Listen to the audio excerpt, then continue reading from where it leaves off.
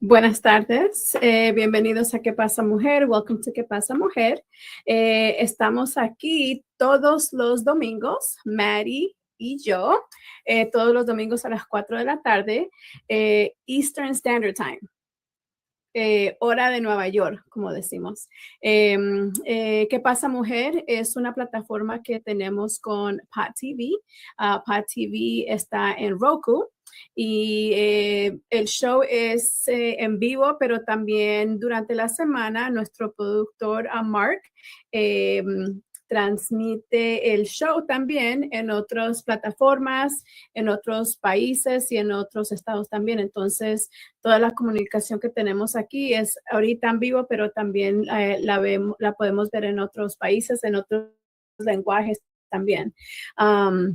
Entonces, hoy vamos a tener un tema porque ya saben que ya casi vamos a terminar 2025. Entonces, vamos a entrar la nueva etapa de 2026. Y tú sabes, Maddie, el otro día yo estaba leyendo que Navidad va a ser 12, 25, 25. Para que tú sepas que vamos a hacer eso. Entonces es una fecha muy importante también. Bueno, a mí me gustan los 8 porque los 8 dicen que el 8 es el número es el número de dinero. So, por ejemplo, cuando yo me levanto por las mañanas, mi alarma dice 6:58. No me levanto a las 7. Entonces, si pongo las 7:08, ya está muy tarde. Entonces, pongo las 6:58. Pero mira, quería saber, bueno, yo soy emprendedora, tú también, porque tienes tu libro y otras cosas que tú haces. Y, por ejemplo, en inglés le decimos un side hustle, right? So we all have we all don't have a side hustle. But I think side hustles allow me to tap into my creativity and tap into my hobbies, tap into the other loves that I have. I love education. Not that I love education, I love children. I think that that's my love, is the children is my love, and being able to help other people. Today I was talking to a gentleman, he was giving me an estimate for some repairs that we need done.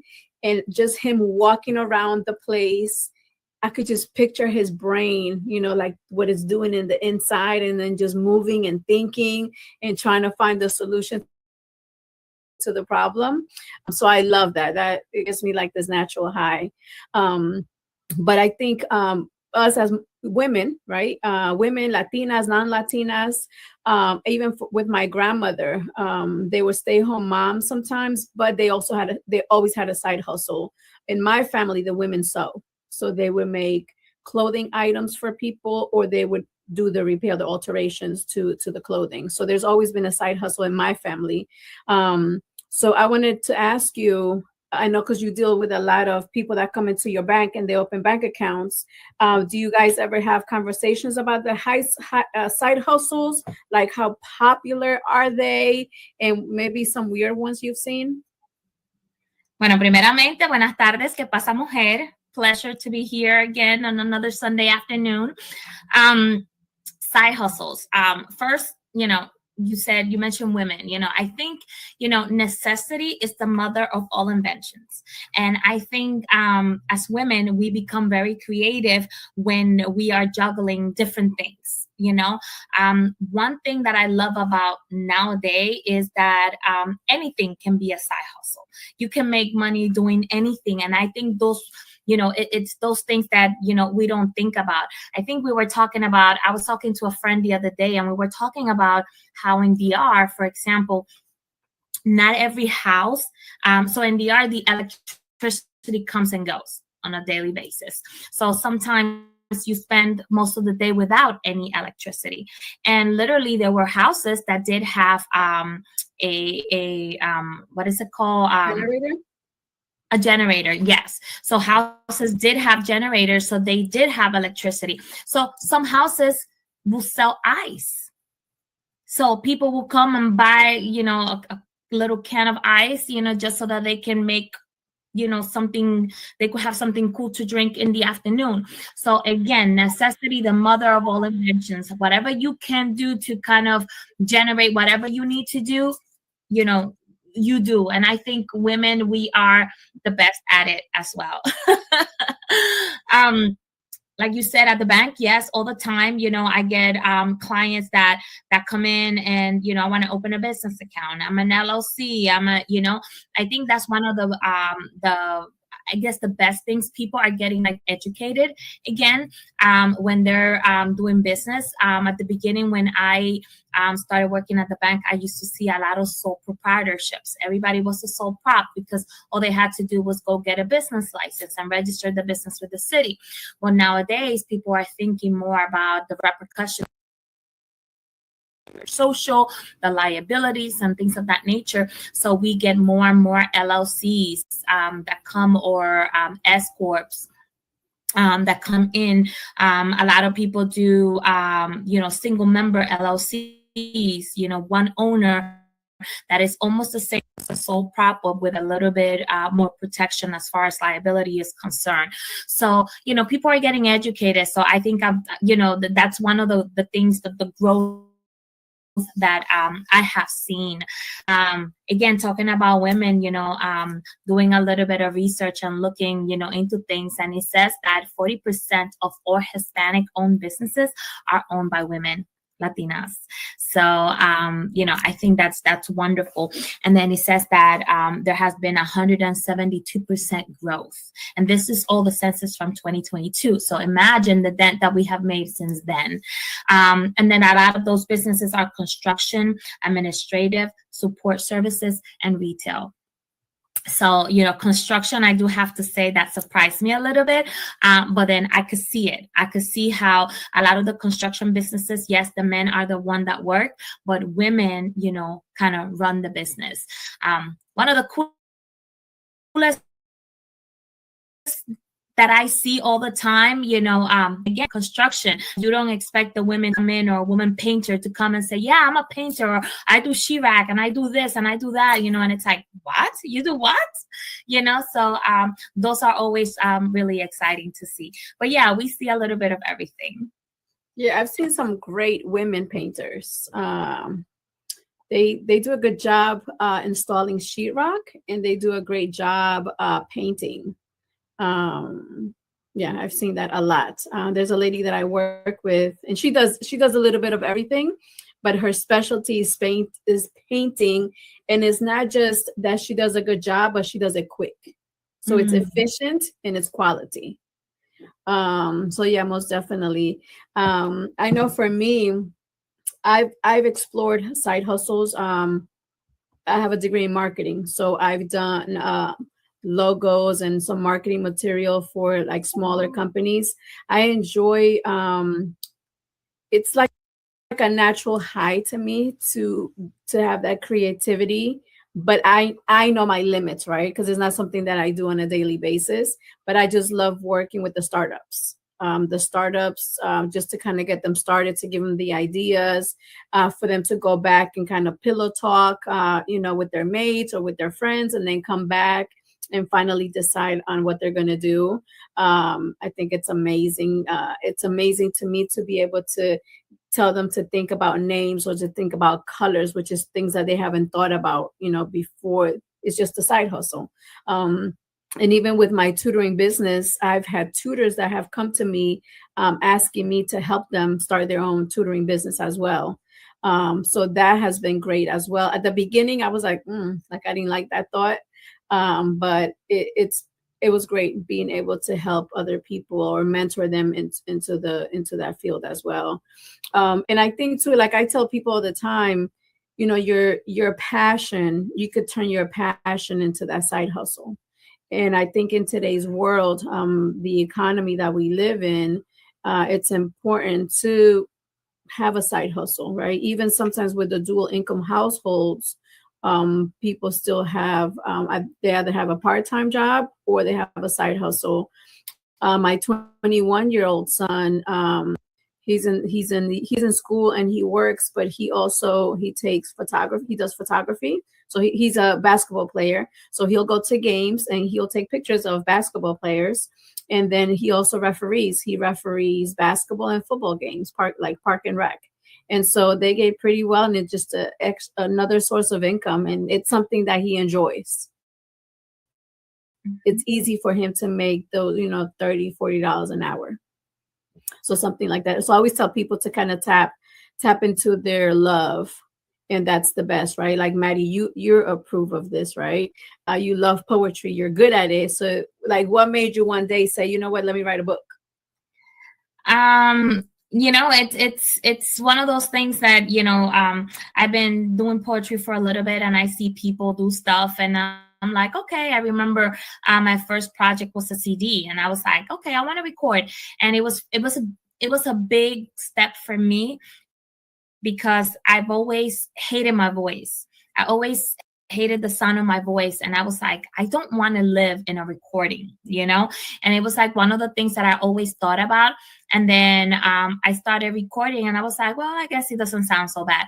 I still don't like the sound of my voice, but I did it.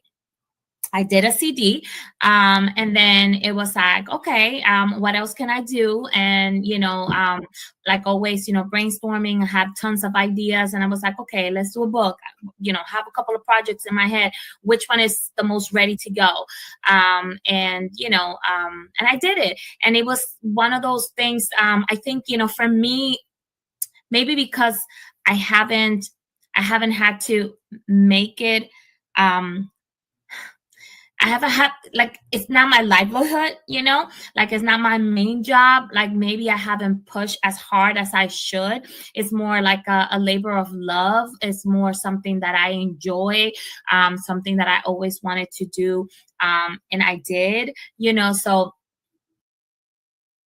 it's been that more legacy kind of thing, especially this particular book, it was more something that I wanted to like live forever. Like my friend George Mendez says all the time, now you're gonna live forever, so it was, again, my book, A Vision of She, it's about empowering young women, the love that we as women, show towards, our children, towards, other girls, other women, ourselves, that we wish that that younger us would have been shown. And, so things like that. And I wanted that to be in print and forever. And it's like my little, como mi pequeña aportación al futuro de mi familia, de mis hijas, de mi nieta, de los hijos de mi nieta, etc.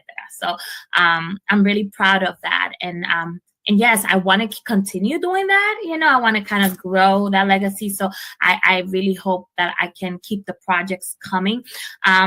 But yeah, I think, again, like I was saying before, as women, I think that those are the things that push us. What can I do? How can I make this?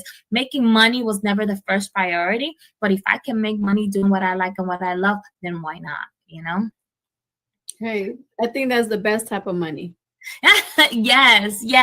And like you were saying before too, it's like kind of like sharing or paying it forward, the things that you learn along the way. Like you were saying, at the beginning, you're like, oh, I don't want you to tap into my side hustle, tutoring or whatever, or my business. But at the same time, it's like, 10 years down the line, you're like, you know what? I remember when that person started working for me, and look at how successful they are. So I get that. I live that. I get to live that all the time when I see my clients, in the area that I work now.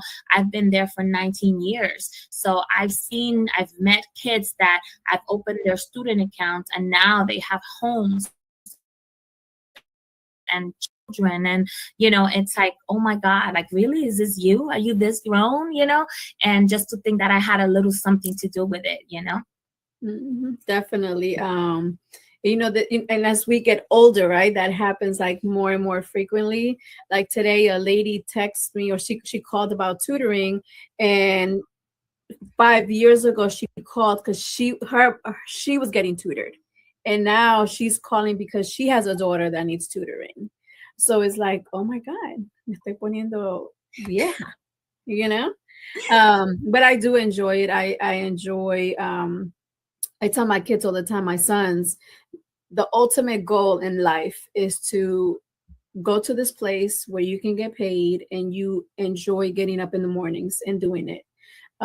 It's extremely fulfilling. I think, to me, whether you go to college or don't go to college, whether you go to the military, be an entrepreneur, I don't know, even if you work at a local restaurant, but if you just love serving people and all that stuff, I just think that's the ultimate goal, right? Because it will give you that sense of freedom, hopefully financial freedom.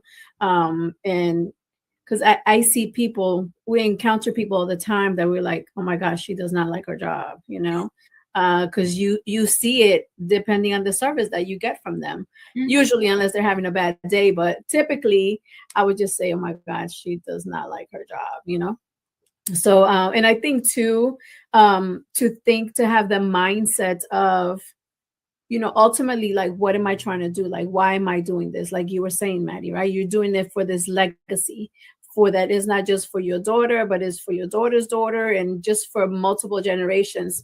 Like, I just happen to have, this is my mom's book, right? This is the book that she did, and it's called Learning Spanish with Troy and Joelle. And so it took her, Joelle is 15. It took her probably 13 years to get Mhm. to finally finish it, because and I'm sure it still has an error or two, but she wanted it to be to perfection. I think she would, if like so many people looked at her book, I'm like, you would have so many editors, to to thank in the book. But just a lot of people have touched this book, and it's truly a legacy because it has her grandchildren's names on it. Is being sold on Amazon. The money, every time that it's being sold, there's money being deposited into a bank account. And when she's not here any longer, that money is going to go to my grandkids. So it just continues her passion, for this book, and for her grandchildren will live forever, as long as Amazon is here. And I don't think Amazon is going anywhere. And I just think I've seen, how in the, I don't know if do you guys still do like those Christmas accounts where people put certain amount of money every month? So And we don't, yeah, not anymore. You're saying how old you are, Riviana. I'm I just know. kidding. Yeah, they used to be called the Christmas Club accounts. Yeah, I remember those. We do have, not necessarily a Christmas Club account, but we do have like certificates of deposits that you can, particularly at where I work, we have one that's called an add-on CD, and basically it's a certificate of deposit. Open with $100, and then you deposit $50 in it every month. So you have to deposit at least $50 to it every month. You know, with savings accounts, we suggest that you automate your services, your not your services, your deposits, so that you don't see it, because when you don't see it and it just happens, it's kind of easier for you to kind of leave it alone. So yes, so anytime we open a savings account, one of the suggestions is actually one of the incentives on our particular savings account is that you don't have a balance requirement if you do that $25 transfer once a month to the account. So a lot of people do it for that, but if you think about it, if you have a savings and you spend 4 months without touching it, that's $100 right there that you didn't even thing to put in there. So you can do it once a month, you can do it twice a month, however you want to do it, but definitely pay yourself first is what we say. Whether it is $25, $50, whatever feels comfortable for you, put that money aside first and pay yourself. Mm-hmm. Yeah, and that's what I was thinking about when you were talking about that, because with these side hustles, you can put them into some type of account like that, so that at the end of the year, you can utilize it for either home improvements or a vacation or Christmas or whatever the holidays. And I know a lot of people that's what their side hustle is. That's what it's used for, And even for a project. and even to reinvest in your side hustle. For me, I remember when I printed my first, few books or whatever. Again, it was an out-of-pocket expense. And then now whenever I sell a book, I make sure that I put some money in a savings account dedicated, just it's called book account. And it's just for that. So whenever I need to, re-up on my book orders, I know that I have the money to reorder in that account. So I know that I will always have the money in there to be able to buy 30 copies, 40 copies or whatever, so that I can have them at hand. So yeah, that's right. Yeah, so I think it's just a financial piece, because I remember meeting a gentleman a couple of years ago. I was in Colombia. I was on vacation in Colombia, and he said, "Hey, what type of business? Like, if I go to the United States, what type of business should I have where I can make money?" And I said, it doesn't work like that, right? I mean, it could, right? But it will be so temporary. I said, it's better, like, what are you good at? Like, he was a barber. So I was like, maybe you can potentially go and cut hair, and just have some type of niche, because you don't want to come and do construction, but you're not good at it, right? Because it's not going to bring you revenue at all. And then also I wanted to ask you, Maddie, as these side hustles, right, compared to our main job or our main career or our main business, what are some extra things that we could do? When can I realize like this is not just a side hustle, right? How do I become literate of the possibility of how I can grow my side hustle, and determining, do I always want it to stay? I only want to make $3,000 a year. That's it. Or when do you start to decide to go to the next level? I think, sometimes like when we start doing things again on the side, and you get to the point where, my two hands are not enough, or myself, I'm not enough for the demand that I am currently having. You know what I'm saying?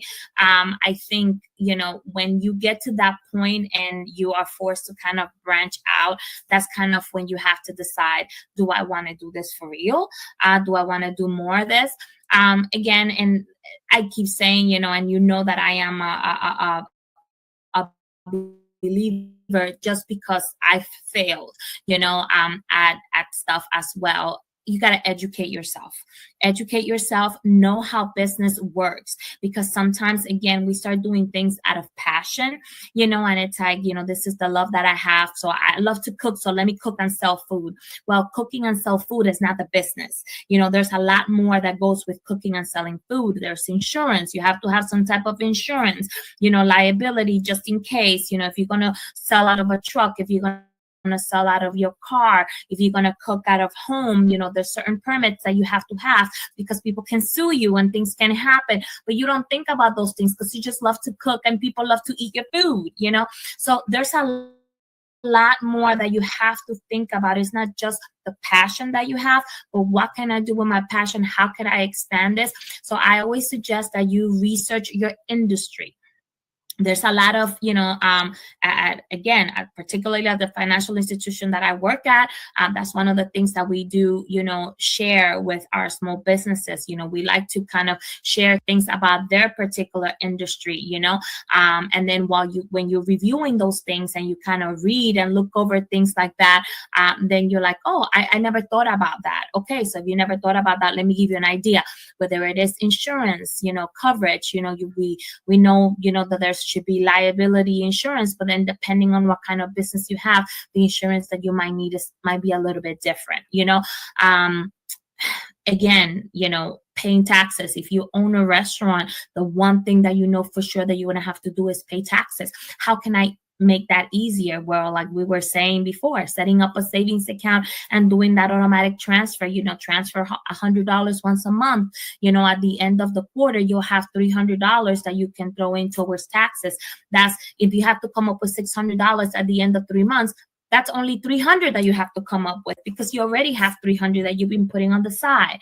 So it's how can you make things easier so that you're not scrambling at the end or whenever you need it. So again, planning, researching, educating yourself, researching, and then planning, it's important to have a plan A and a plan B, because you never know, but unless you research your industry and you know what the things that can happen, how can you know what to prepare for?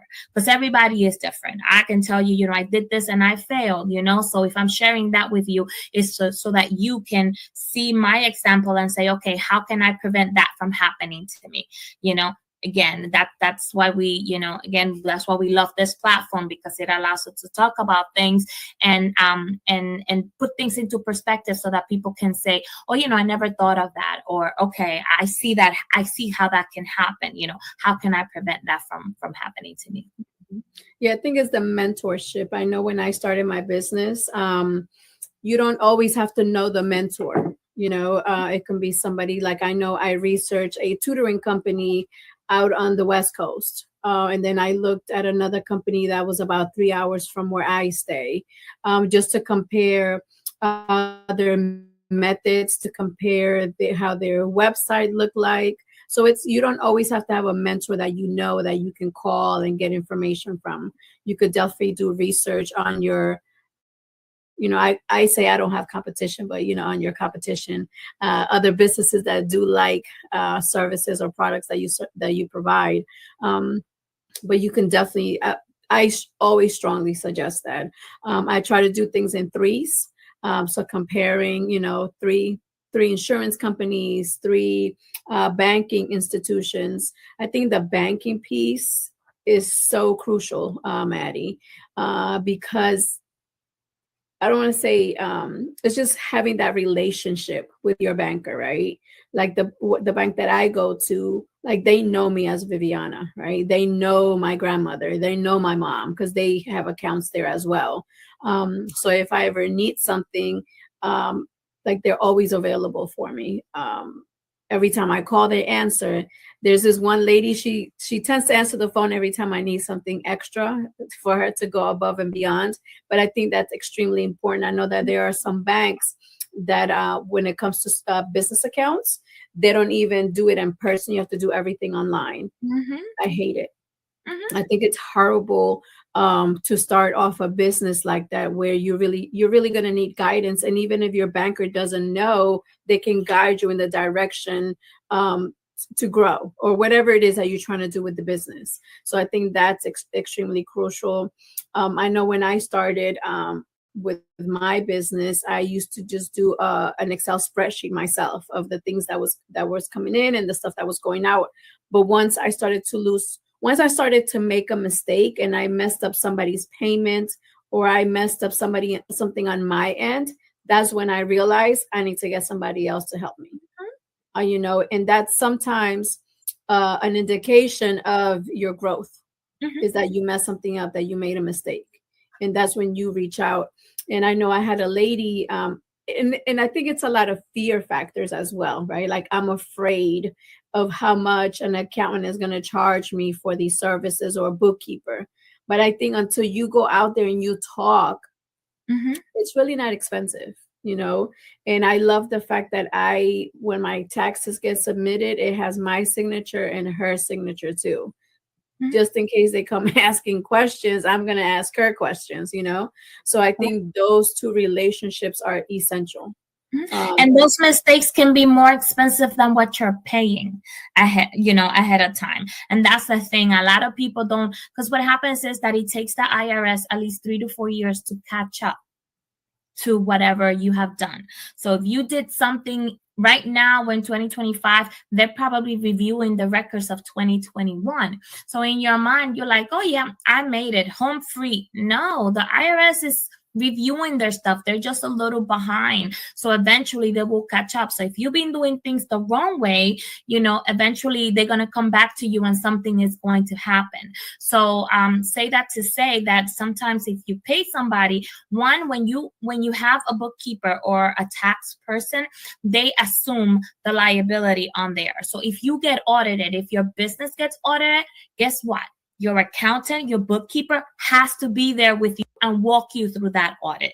You know what I'm saying? So having somebody that assumes that responsibility with you because they guided you at the beginning, so they're going to guide you through this, is crucial. And somebody that you trust and that you can talk about, with clarity what you've been doing.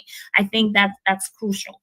Oh yeah, definitely. Like I recently had to get a loan for something, and they requested for my CPA to write a letter, that she has been doing my taxes, and she was like confirming that, I'm an entrepreneur and that the numbers that I submitted were correct. So if I didn't have a relationship with her, who knows how long it would take me to get a letter like that. So I think that that's extremely important. And getting rid of the fear. And, especially with all the technology that we have available to us, all the resources where you can Google something or use AI to any question in the world that you could have, you could literally get an answer to. It may not be the correct answer for you, but it will give you a starting point as to where to go to get other ideas. And I think also shopping around, even though you've had your insurance with company A, every so often, because I know I've had agents, they call me and they say, hey Viviana, this company has lower rates now, let's switch you over, having those relationships where some other agents never call. And even with your same insurance company, don't be afraid to speak up, because if you have, I've known, like, for example, right now, the interest rates are very volatile and interest rates are going up and down because we don't know what the market is doing. So any financial institution you go to, the interest rate will be high, will be down, short term is higher, while in the past, long term was higher interest because people will lock your money for longer periods of time. So they will pay you for that. Well, now it's the other way around because we don't know what's going to happen to the interest rates. But banks are negotiating. You can go to a bank and you can say, I have $50,000 and bank X is giving me this much. How, can you match that? Can you get close to that? If not, I'm taking my money and taking it to bank B. And the bank will try to retain or do whatever they can to retain your business. And that goes for any business. Insurance company, if you go through your insurance and you say, I got a quote from XB Insurance, and they giving me this and it's the same coverage and whatever, the worst thing that can happen is that your current insurance company will say, okay, we will match the rate so that you don't go. You know what I'm saying? How much money did you just save just because you went somewhere else and you look for a quote? But don't just say somebody else is offering. Do the research, because sometimes, they will tell you, like I've had clients call and say, well, this bank, I have a bank that's giving me, okay, who's the bank? And you know what they do? You go and you call the bank, or you go into their website and you see if it's true what they're doing. So saying that to say, get a quote, put it in writing, and then take it to whoever your provider is and be like, I got this quote and this is what it says. What can you do for me? And if it's more convenient for you, because at the end of the day, you got to do what's best for you and your business and your particular situation. Like you said before, shop around. That's one of the things that I always recommend to all of my clients. A lot of the people that work at the bank where I'm at, they work for the bank first. So they're not there to sell a particular product. And that's one of the things that, I do like about a lot of our partners is that it's about educating the client, and this is what we have to offer, and they get paid whether you make a purchase or not. So they're not pushing a particular product on you. So it's more like, this is what we offer.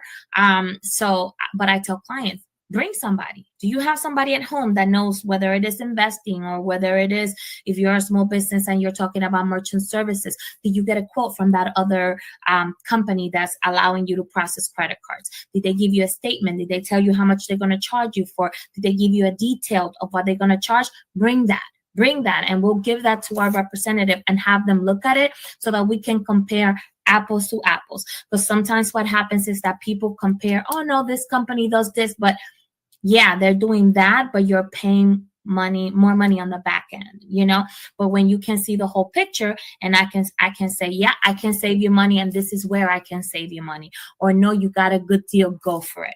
I've said that to a lot of clients. You have an awesome deal, go with that one. Because at the end of the day, it's, again, what's more convenient for you. Yeah, that's correct. And I think that that's why it's so important to do your research, right? Educate yourself. And we've said this multiple times, Maddie's always talking about educating ourselves, and is for any topic, right? And and she's not talking about a college degree. You don't have to go to college for 4 years to educate yourself. Educating yourself could be looking it up online, talking to other people that are doing the stuff that you have done. Kind of like we tell our kids, learn from our mistakes. And even though they want to make their own mistakes too, but you really don't have to, right? There are really a lot of resources available. And sometimes it's the bad timing. And I think, I'm big on energy.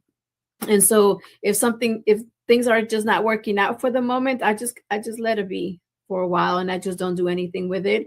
And then I may come back to it at a later time.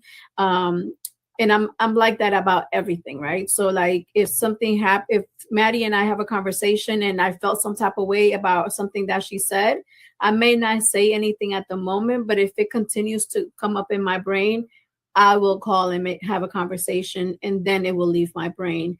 And so I think it's the same thing with entrepreneurship, with side hustles, even with your jobs, your 8 to 5. It's extremely important to address the things that happen, because you always learn. The objective is to learn, right, from the experiences. And sometimes it's it's learning for me, and it's also learning for the other person. And I've learned to be more empathetic at times, not all the time, but at times, to really sit back and put myself in the other person's shoes before I get in my feelings about a certain situation, or a topic that I might be passionate about, and I saw my perspective, but I didn't see the other person's perspective, which is could be harmful to a relationship as well, and to yourself. And we talked about this a little bit before, Maddie, but as we have side hustles, as we tap into entrepreneurship, there's the multitasking piece, right? And we've already said that women are masters at multitasking, but there's also challenges within that. What if you could say one thing,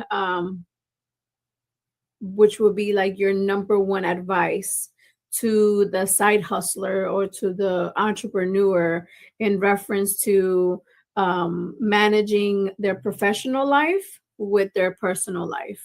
What is that one thing that you would recommend? That's a tough one. I think priorities. You have to keep your priorities straight. And know, like, know your limits. Because sometimes we want to pour into things, like I said, sometimes we do things out of passion, and you do something out of passion, and you're like, this is what I want to do, and this is what I'm gonna do, and I'm gonna invest every single money that I have saved up, because this is gonna take off. And like, you gotta be realistic. And you gotta understand, okay, am I gonna invest all of this? So if I'm going to throw this party because I'm having a book release party, and I'm going to spend $5,000 in this book release party because I got to put money, because, I got to get my book out there. Am I going to get $5,000? If I sell the books that I have at hand, and am I going to make the $5,000 back? Understand? So is it worth it for me to spend that amount of money? Am I going to get that back from this party that I'm planning on doing? So it's things like that. I think, being realistic, being honest with ourselves, and priorities. What can I do? How much can I invest now? And how many books can I sell? Is that going to make me break even? How can I save a little bit of money and have the same impact? So all of those are things that, again, is education and planning. Planning, because Again, know your industry, where you're going to do it, what you're going to do, how, again, how can I save money? How can I, what is my goal? What is my ultimate goal? When I do this, what is it that I want to get out of it? So, so again, just because I've been there, I've gotten burned, trying to do something out of passion and just putting everything that you have and giving and not getting anything out of it, and at the end of the day having to give it up because it was like I had nothing else to give. So I would say priorities, be realistic, and what's the plan, what's the ultimate goal. I know what the ultimate goal is, but what is the short-term goal, and what is the long-term goal? I can't even speak today, sorry.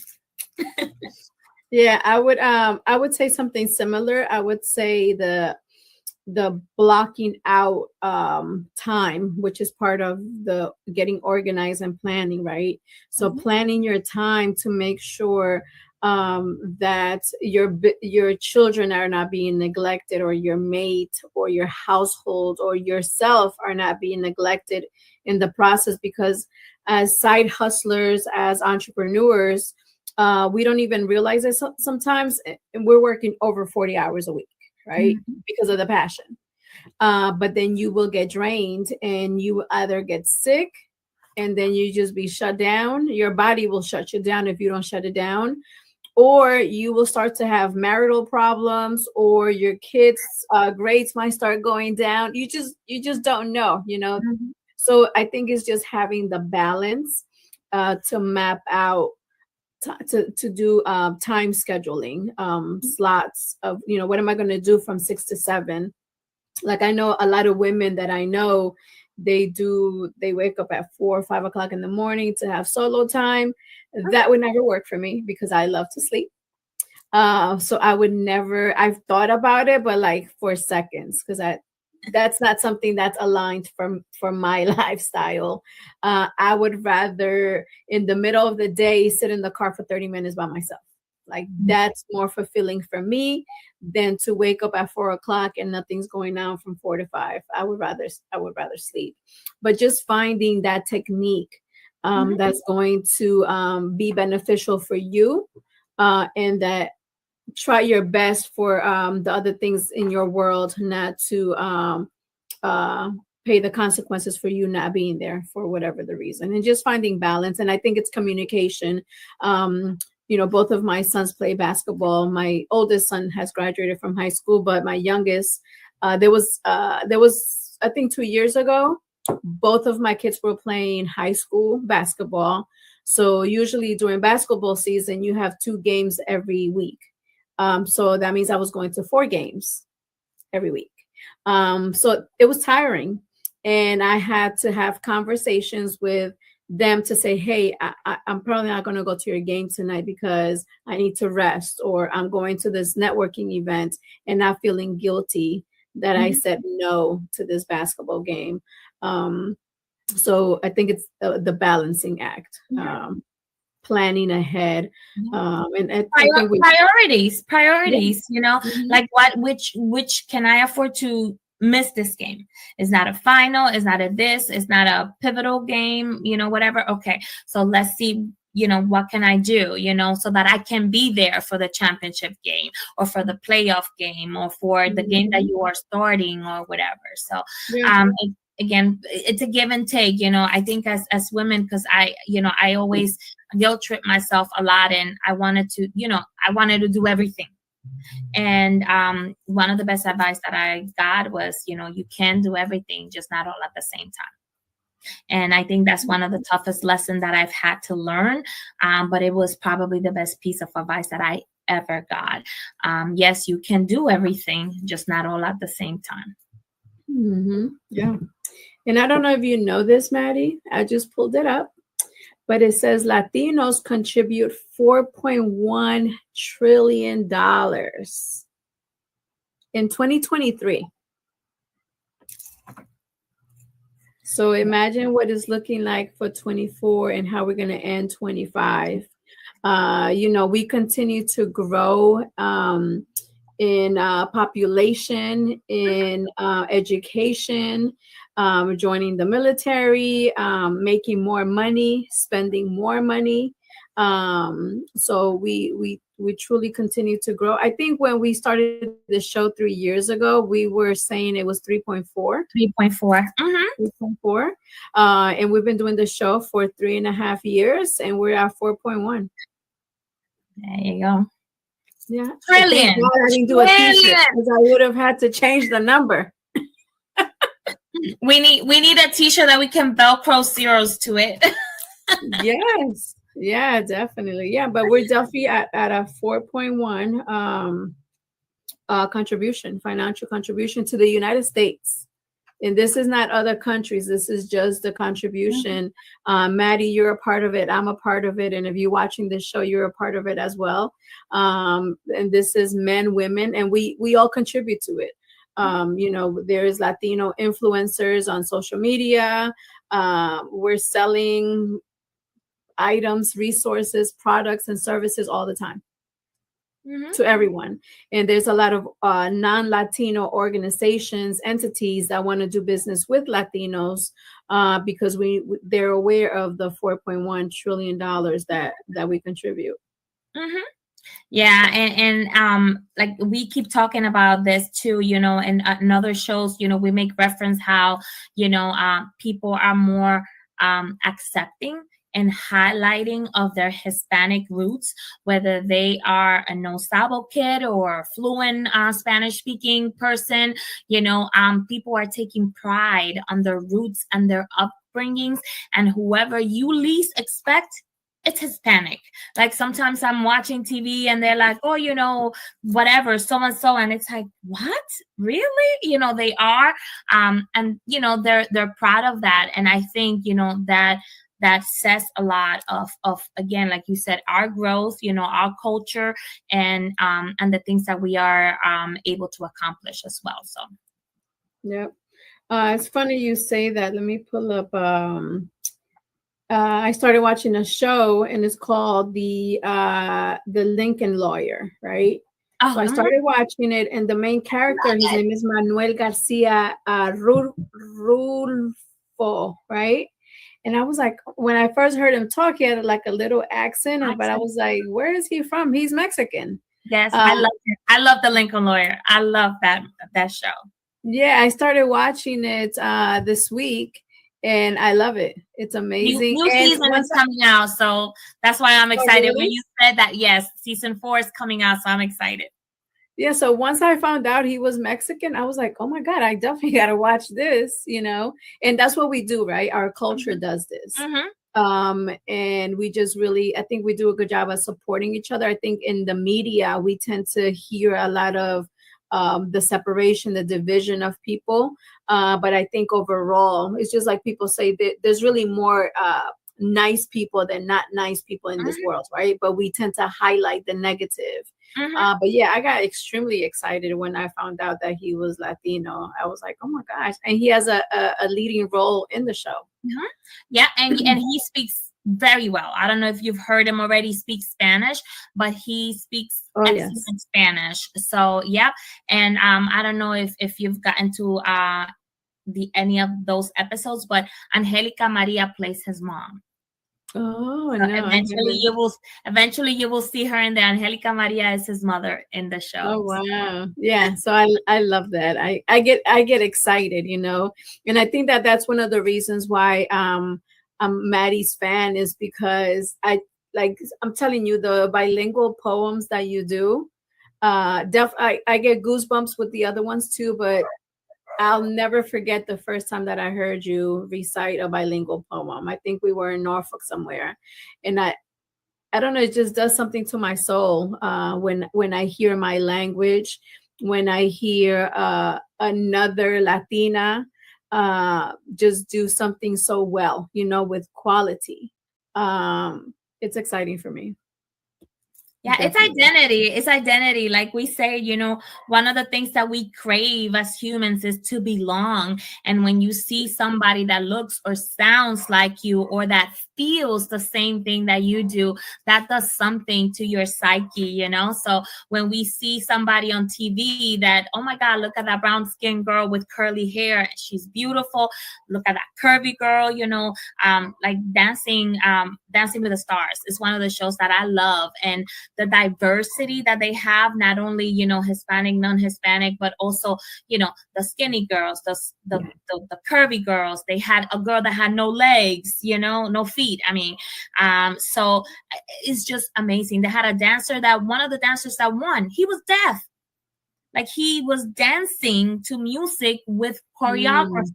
Like, literally, whenever he was learning his choreo, he would cover his eyes, because for him it was about numbers. So he had to learn the steps through numbers and things like that. So for him, if he couldn't see, he could count the numbers, and that's how he learned his choreo. So it's just amazing to see people like that. So imagine all the deaf people that were watching him dance because they were his fans, and they're like, oh my God, he did that, and he won the show. He won the entire thing. So it's just things like that you're like, okay, if look at that, that's me. That sounds like me. I feel that. I know that feeling. So I think that's kind of what we identify with when we see one of us doing something that we admire. Yeah, it's truly amazing. I love it. I get extremely excited. Even, and it doesn't have to be famous people, I remember when my son got his car, the first thing he did was get a Colombian flag and put it on the rear view mirror. Like, that was exciting to me, just to kind of show how proud we are of our culture. It's just amazing. It's amazing.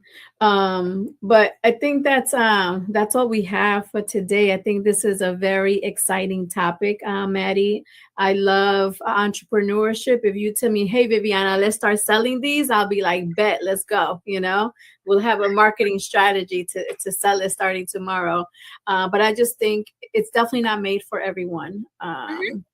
Because it requires a different type of passion, because sometimes you could be your passion is there, but there's certain things that have to be done that we don't want to do, and it can potentially crush you if you let it crush you, because it could be discouraging, because you can love to make floral arrangements or do interior decorating, but then when you go and you're budgeting, or trying out 3 different insurance companies, and 2 out of the 3 are mean to you, or they're condescending to you, you might give up on calling that third one.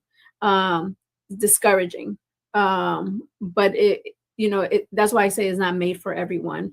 But definitely, for me, it has been extremely worth it. If I were to retire tomorrow, I would feel a fulfilled person, just because I love what I do. I enjoy waking up every morning and having the flexibility to go to the bank at any time that I want to, versus if you have to go and check in, clock in, and clock out at certain times. Um, I tried it a long time ago, and I was like, oh my God, like, I'm not made for this. But I'm spoiled. So being an entrepreneur is like right up my alley. So I love it. It fits my personality. Um, and we also want to say hello to our whoever's watching us, our fans, our audience. Thank you for watching us. We really do not take for granted that you take aside some time on Sundays to watch us. And if you have any suggestions as the topics that you want to hear, please let us know, because sometimes we run out of ideas and we don't know what you guys want to hear for us to talk about. So definitely, we always welcome the comments, the suggestions, definitely. So as you guys know, we always end our show with one of Maddie's poems. So we'll see what she comes up with today. We're ready. Yes, I want to say before we get into poem, I just want to say thank you to our audience. Thank you to everybody that tunes in every Sunday and supports us and sends us love. So thank you. We see you and we appreciate you. This is an oldie but goodie, and I think, again, like Viviana said, being an entrepreneur or, just requires a different drive. Like you said, it's not for everybody. Not everybody, can do it. Some people need some kind of structure and being told what to do, but then other people do better when they have the freedom to do whatever they need to do. So whatever that thing is for you, just find it and run with it, and don't be afraid. Of course, educate yourself, do your research, and do whatever you can to prevent failing. And sometimes failing is not a bad thing. That's how we learned. Okay. So this poem is probably one of the first poems that I wrote about my culture, and the struggle that my parents went through to be who they are, and me finding myself. So it's called In Between. I've read this a couple of times, but it's one of my favorites. So I was born in the land of possibility, where I was taught to believe that anything is attainable, and dreaming doesn't cost a thing, until innocence is outgrown and you come face to face with deceit, to realize the high price we actually paid to dream. In search of a better life, my parents became aliens in this new world, hoping to swim with the current, but instead found themselves swimming against its force. You would think that would be enough to instill in them fear. Instead, they found their own way to cope and deal with stress, not forgetting about their past, but making the best out of what they had, working twice as hard to prove that they could hang, trying to communicate in a language that they could barely understand, but no complaints. You see, resilience has always been a part of their blood. They could always find another way to make it to the top. Trying to bounce up and not down, my generation start to question its ground. You see, I was born here, but I was raised there. I was too American for there and too Dominican for here. I didn't belong anywhere. In the confusion, you are forced to put on hold all that you have known, because you have to be like everyone else and try to fit the mold. The internal struggle finds its way up. Am I really an American, or am I from where my parents came from? The blue color in my passport made my parents feel at ease and proud. But in the street, that has no value when you speak English with an accent and your skin is brown. I found myself in the middle, held captive by my in-between, embracing opportunity but trying to hide the ethnic side of me, straightening my mommy curly hair and whitening my daddy tan skin, changing the dark coffee color in my eyes to American decaf with milk in. I just wanted to fit in, not have to explain to everybody why I look and sounded different, hating in between. But I learned that doubt only create questions. By trying to hide who you really are, you only add extra pressure instead of enjoying the pleasures, making the discovery of being different a treasure. Reassurance that comes from within, knowing that I don't have to choose from in between, because I am all the way in. A bilingual tongue that's smart enough to create tactics. A mulata skin that's becoming synonymous with Maddie. The gift of words adding sabor to my spit. That makes me me, knowing that in between doesn't have to be a detriment, because it is a gift. I, birthed from mommy's hopes and papi's dreams, have become this bridge between my parents' generation and that of my kids. And it is up to me to embody the pride that one should always feel. Like not being ashamed to pronounce the R in between the letters of my last name, Garcia. Inject with convictions the words every time I'm asked, and I get to say, yes, sir, I am a proud American of Dominican descent. Thank you, Maddie. That was great as always. That's one of the goosebump ones. I love it. Thank you.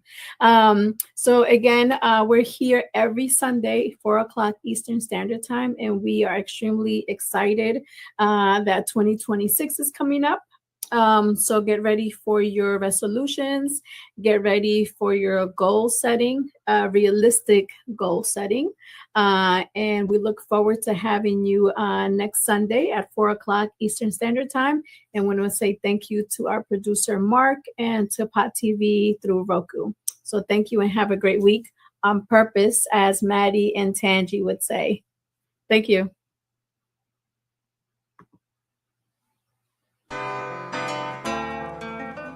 are just so impressed with them. Like I said, we've been with them for years. I will recommend and refer anyone to them. We stand by A+ academics. They're the best. A+ tutorial really did help me with all my grades. They all went up when I came to this place. And I would say I recommend this school to everyone. So it's a really good environment to be in, especially for me because it makes me look up to my parents. If you have students that need academic help, A+ Academics is the place to be. A+ Academics, what a great place to go for academics. It's just a really great place to learn.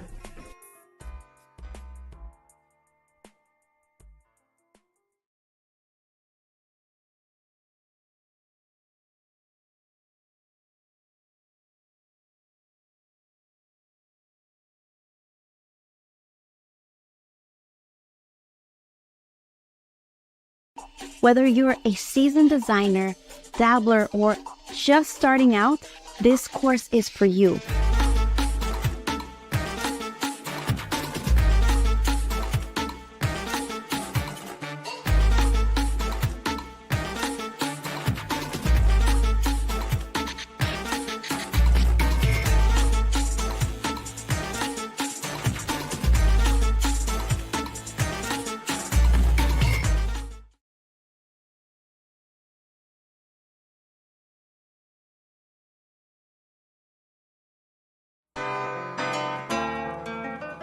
Are just so impressed with them. Like I said, we've been with them for years. I will recommend and refer anyone to them. We stand by A+ academics. They're the best. A+ tutorial really did help me with all my grades. They all went up when I came to this place. And I would say I recommend this school to everyone. So it's a really good environment to be in, especially for me because it makes me look up to my parents. If you have students that need academic help, A+ Academics is the place to be. A+ Academics, what a great place to go for academics. It's just a really great place to learn.